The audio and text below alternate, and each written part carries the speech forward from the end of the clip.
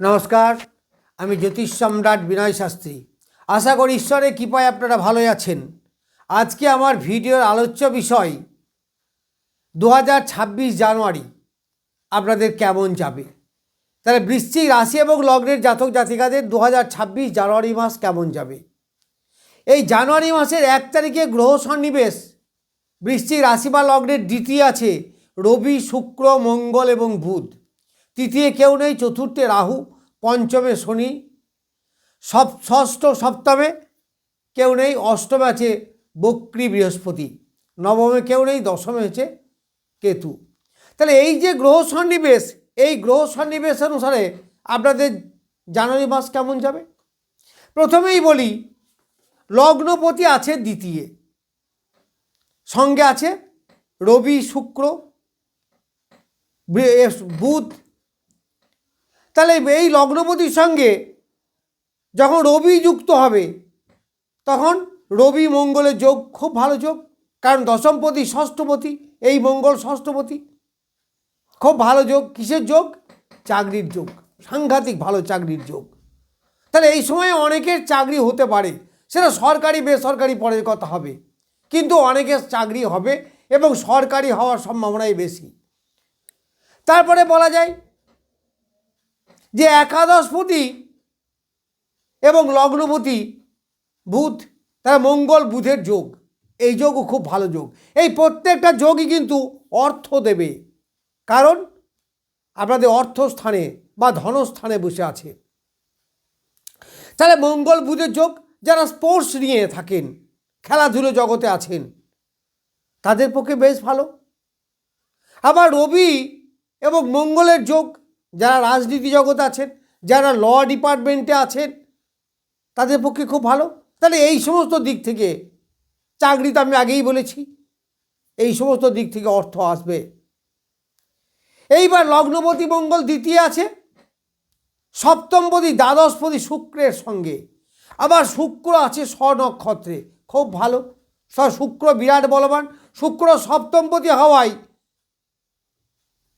দাম্পত্য সুখ আপনাকে দেবে। সপ্তম দিকে আমাদের ব্যবসার বিচার করা হয়, তাহলে ব্যবসার মাধ্যমে প্রভূত প্রচুর উপার্জন আপনার এই সময়ে হবে।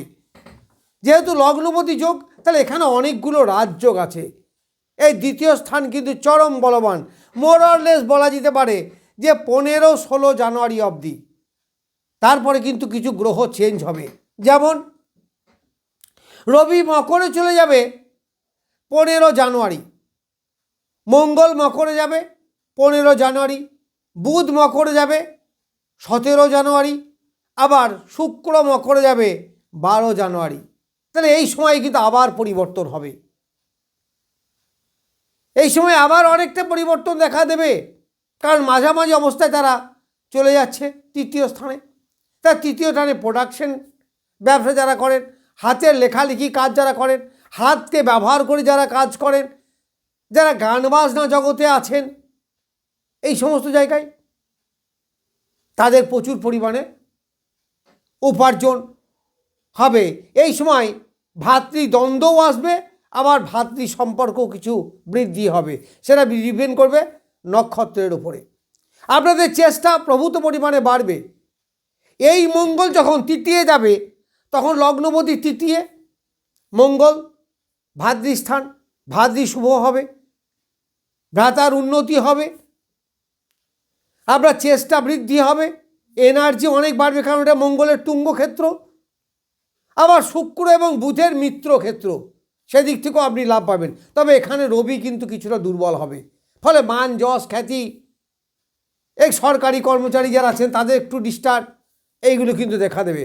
কর্মক্ষেত্রে একটু ডিস্টার্ব, এইগুলো কিন্তু আপনি পাবেন এই সময়ে। তাহলে বিশেষ করে মঙ্গলের তুঙ্গক্ষেত্র এবং বুধ শুক্র এদের মিত্রক্ষেত্র, তাহলে এখানে আপনি অনেকটা ভালো ফল পাবেন। আবার এই ঘরের অধিপতি, মকরের অধিপতি, সে বসে আছে পঞ্চমে, বেশ ভালো স্থান। তবে এই সময় একটু পেটের ডিস্টার্ব এইগুলো হতে পারে, একটু শারীরিক গণ্ডগোল কখনো কখনো হতে পারে, এইগুলো কিন্তু দেখা দেবে। তবে এনার্জি অনেক বাড়বে। এইবার আমি বলি, আপনাদের অষ্টম স্থানে আছে দেবগুরু বৃহস্পতি বক্রী অবস্থায়, সে 11 মার্চ মার্গী হবে। তাহলে তার আগে অবধি বক্রী থাকবে, তারপর গোটা জানুয়ারি মাসই বক্রী থাকবে। এই বক্রীর বৃহস্পতি আপনাকে প্রম্পট রেজাল্ট দেবে, কিন্তু সেখানে একটু আধটা ডিস্টার্ব আপনার কম বেশি থাকবে। এই বৃহস্পতির প্রভাব আমাদের উপর অনেকটা পড়বে, যেহেতু পঞ্চমপতি, সেহেতু এই অষ্টম স্থানে অনেকটা শুভত্ব আনবে। যেমন অনেকে ঋণ দেনা আছে, সেগুলো মিটে যাওয়ার একটা সম্ভাবনা, বা কিছু অংশ মিটে যাওয়া, উত্তরাধিকারী সূত্রে অর্থ পাওয়া,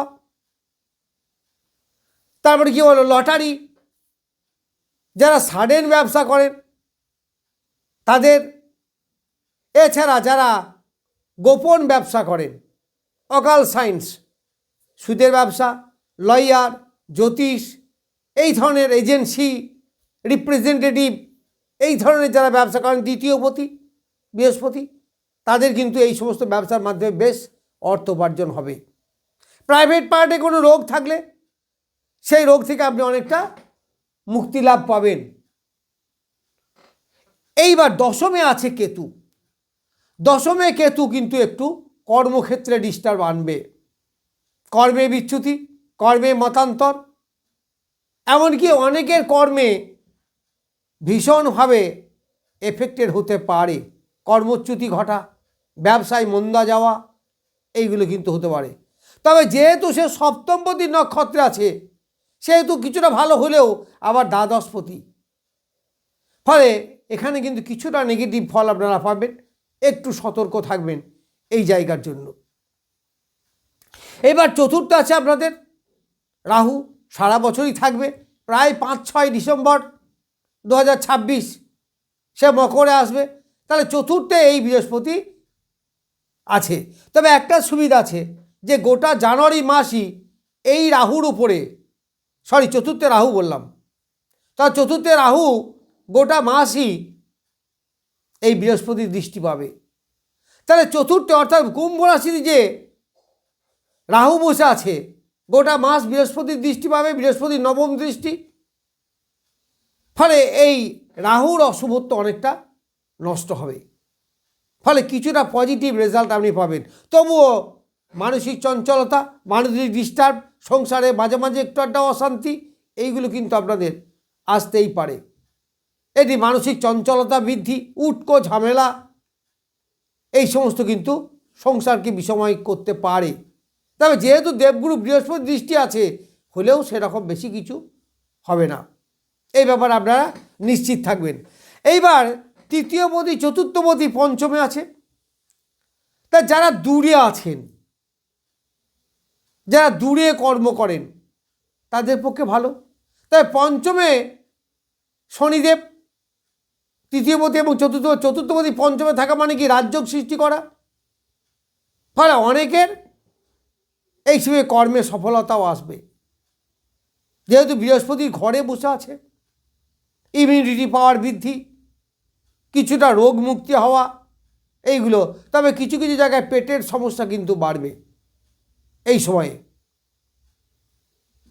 এইবার লগ্নপতি, সে আছে কত, বৃহস্পতি এবং শুক্র এবং মঙ্গল একসঙ্গে আছে। তো শুক্র মঙ্গল একসঙ্গে থাকলে আবার পঞ্চমে শনিদেব বসে আছে। প্রেম প্রীতির ব্যাপারে অনেকটা ডেভেলপ হলেও কিছু কিছু জায়গায় মতান্তরও কিন্তু সৃষ্টি হবে, কারণ প্রেমের বিরুদ্ধ গ্রহ হচ্ছে শনিদেব, আর প্রেমের যে আকর্ষণ বৃদ্ধি করে সেটা মঙ্গল শুক্র এরা। ফলে এই মঙ্গল শুক্র এক জায়গায় থাকার জন্য প্রেমের ব্যাপারে অনেকে ডেভেলপ হবে, অনেকের ক্ষুধা নিবৃত্তি করার চেষ্টাও থাকবে এই সময়ে।